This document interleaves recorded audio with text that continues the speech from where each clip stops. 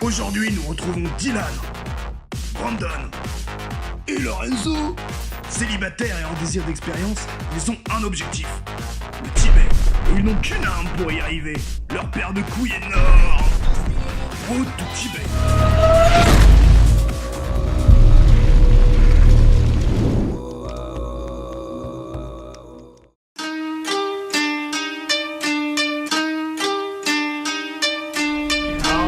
J'arrive à Pékin. On est là. Il est 5 heures.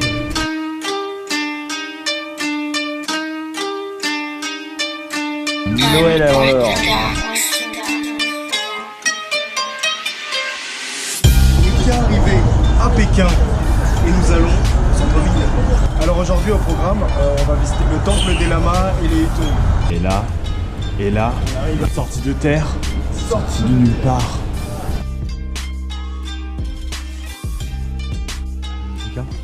Alors on visite. On visite. C'est la vieille ville de Pékin.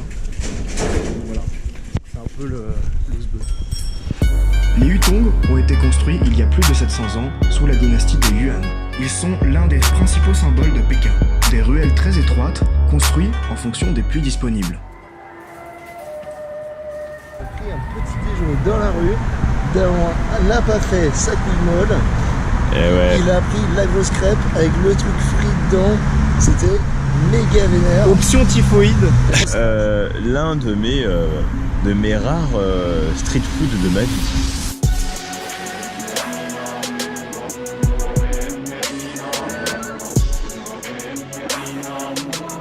Le temple des lamas est un temple bouddhiste tibétain à Pékin, fondé en 1694.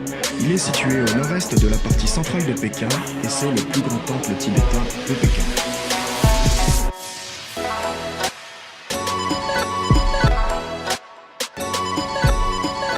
Alors, petit rapport de la journée. Lama Temple. Qu'est-ce qu'il y a de plus à dire? Les Hutongs. Street food, l'hôtel comme ça, petite sieste, posée. On a trouvé un partenaire pour demain, pour Giancu. Un Italien, Ahmed. Super cool. Rencontre incroyable. Poteau de la street. Il a annulé son train pour nous.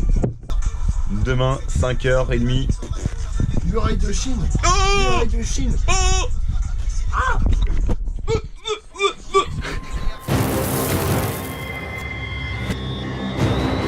Y'a pas de muraille. On est putain de perdu, on va devoir redescendre. La suite impériale, ma gueule. Alors on est parti pour niquer les mers, on va à Giancu.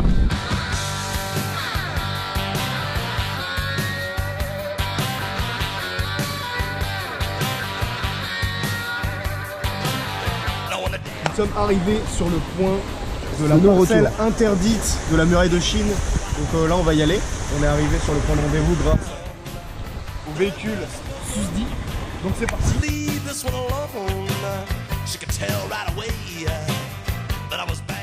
Alors ça c'est le panneau qui nous dit, il nous dit quoi ce panneau? Caution area prone to rockfall hazard. Qu'est-ce que ça veut dire? Ça veut dire attention, cette zone est une zone de niquage de mer profonde. Voilà ce qu'elle dit.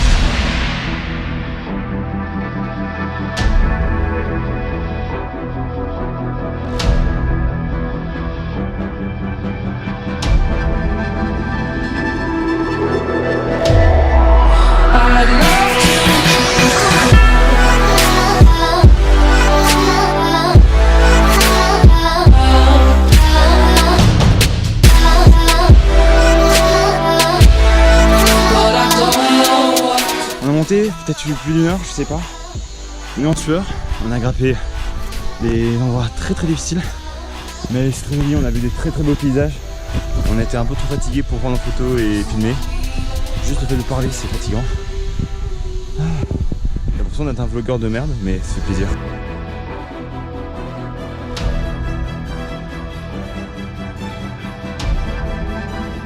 Écrit, normalement c'est une randonnée. Mais là on a fait de l'escalade. Là il y a Thomas et Amen. ils sont quasiment plus à portée de voix. Et ils sont loin bien en haut. Ils ont monté la falaise qui est juste là. Et ils trouvent toujours pas ce putain de muraille de Chine.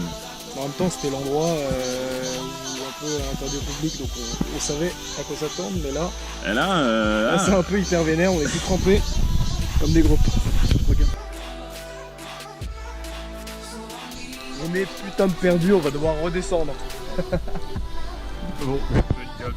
Perdu dans la jungle Schneckball de Chine. 1 heure plus tard. Je suis en haut de la montagne. Et en fait, on s'est trompé. Oh bordel de merde! Je la vois! Sur la colline d'en face!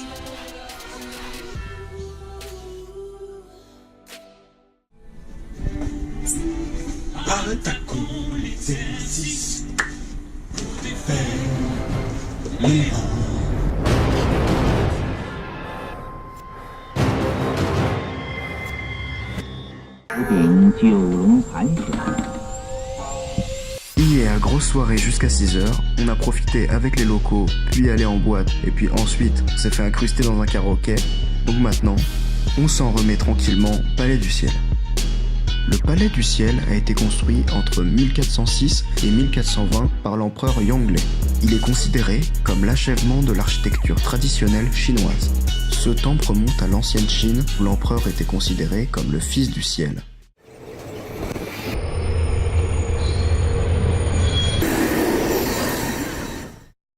On va partir de cette auberge qui fut très intéressante. On va directement à la gare, le train direction Tibet sans arrêt aucun. Pareil Pour 40 heures. Pareil pour 40 heures. Effectivement. Là, il n'y a pas intérêt à crever la dalle. Et hop, pause. On n'a pas pu partir ce soir-là. On est arrivé à la gare de Pékin. Malheureusement, 30 minutes en avance, ils n'ont pas voulu nous donner nos tickets. Du coup, on réessaye demain matin quand nos cartes remarcheront. Il faut savoir que ce train, il est super difficile à booker. Il faut le booker un mois en avance. Et il part que une fois par jour à 20h. Du coup, on réessaye demain. En attendant, une journée de plus à Pékin, la cité interdite. Léo Margontier, dites-nous. Salut les internautes. Aujourd'hui nous allons visiter la cité interdite. Elle est sur là-bas. On la voit pas très bien là je pense avec... Et on distingue déjà la photo de Mao. Et raconte-moi un peu plus de l'histoire de ce lieu. En fait c'est simple, c'est la place centrale de Pékin. Mmh. C'est une place énorme Tiananmen.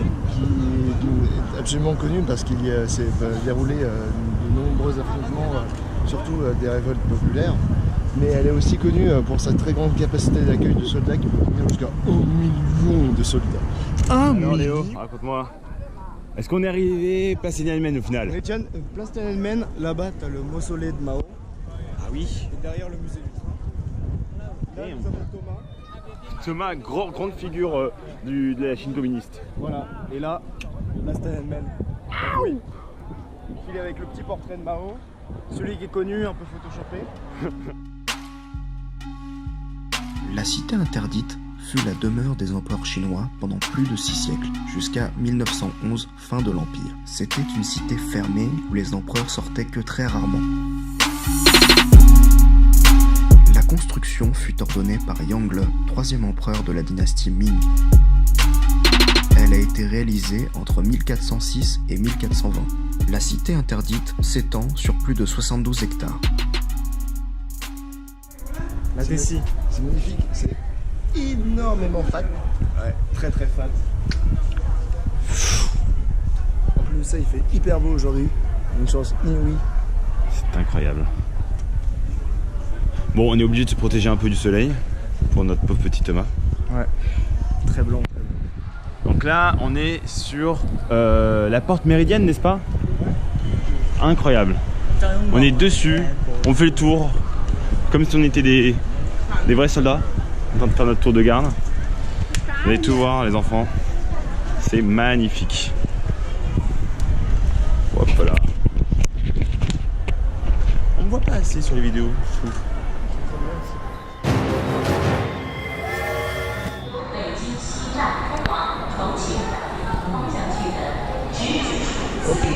Il est 18h01. Ce train part à 18h06 et l'embarquement est fermé. Nous sommes dans le train. On vient d'embarquer dans le train. Et là, c'est un train de 40 heures, donc c'est un peu la schneckerie. Il n'y a rien à faire. Et là, on voit qu'il y a un petit pied pour que Thomas puisse monter en haut. Mais il n'y a pas d'échelle. Et de l'autre côté, il y a une prise d'air parce que pour l'oxygène en haute montagne. Donc voilà. 谢谢。不用。走，姐姐，走。啊，不用。拉萨，我们也去拉萨，我们也去拉萨。Ouf, enfin dans le train. On a dû racheter des billets. Par chance, des places se sont libérées à la dernière minute et la carte de Dahan a marché. On n'est pas tous les trois dans les mêmes couchettes, mais c'est pas très grave, on a failli pas partir du tout. Cette ligne de chemin de fer fut inaugurée le 1er juillet 2006. Le coût de construction du tronçon tibétain est estimé officiellement à environ 3,5 milliards d'euros. Il est presque majoritairement sur pilotis car le sol est recouvert de permafrost. C'est le train le plus haut du monde, il peut monter jusqu'à plus de 5000 mètres. C'est parti pour 3800 km de route pour traverser toute la Chine.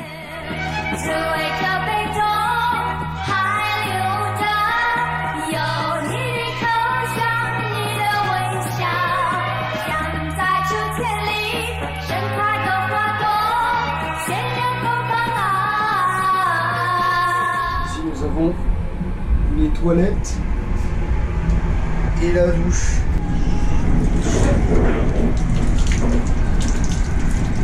Il nous reste plus que 20h, tranquillement.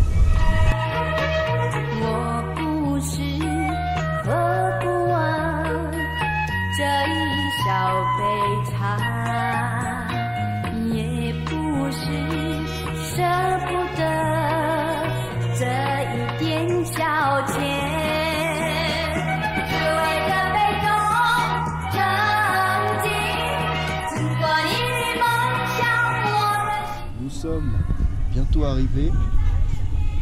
Ah là là, c'est magnifique. Du coup, j'ai eu mal à la tête, mon oxygène, on est monté à 5000 mètres d'altitude. Et là, actuellement, on est à 4800 mètres et on a vachement mal à la tête. Voilà. Moi, j'ai dormi genre 3-4 heures, mais je suis bien. Ça. Alors, c'est assez drôle ce qui se passe avec le manque d'oxygène à 5000 mètres. Dahan devient totalement hilar. Oh non, mais regardez ça, la bite.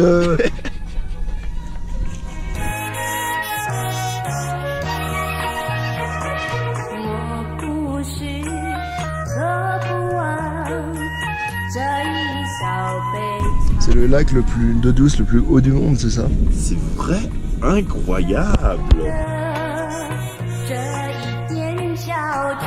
Avec l'altitude à 5000 mètres, déjà que le train était assez sale et puait, beaucoup de Chinois sont malades, c'est l'apocalypse. On arrive dans 30 minutes. 30 minutes. Il y a des yaks de partout. Pour se rendre au Tibet, nous avons eu besoin d'un visa chinois et de 2 permis des autorités locales, assez difficiles à se procurer. Nous arrivons maintenant à l'heure de vérité. Dans le prochain épisode, nos candidats devront faire face à l'altitude, des tensions, climat politique compliqué. Vont-ils réussir?